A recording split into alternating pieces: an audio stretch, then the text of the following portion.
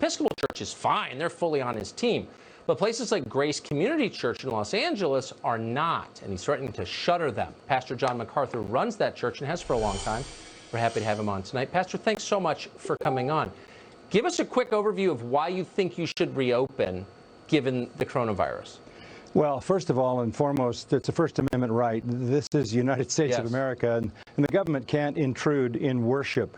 We stand on that amendment.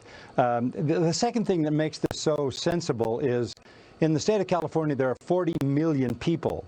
8,500 of them have died with COVID. That's 0.002. So in California, you have a 99.99% chance to survive COVID. So why would you shut down the entire state? And particularly when people are frightened and sometimes terrified that they're going to die, shut down the church where most of the intense relationships in our society exist. In the life of a church. It's multi-generational. We've had 21 weeks with no ministry to 1,000 little children, to 1,000 university students, to junior high students, high school students, senior adults. We've had no funerals, no weddings.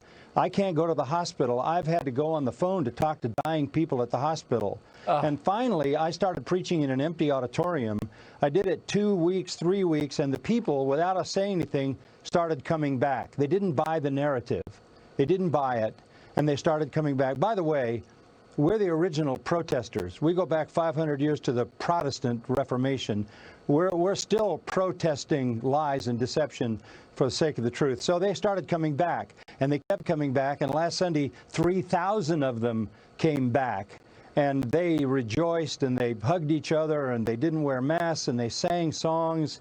And they understand the reality of it. I haven't had to say anything. We finally put out a document, which you probably read, which affirms why this is right and why it's critical for our society. And I would hope our viewers would read it. You're a brave man, Pastor MacArthur. I appreciate your coming on tonight. Godspeed. Thank you. Thank you. We're out of time. Sean Hannity.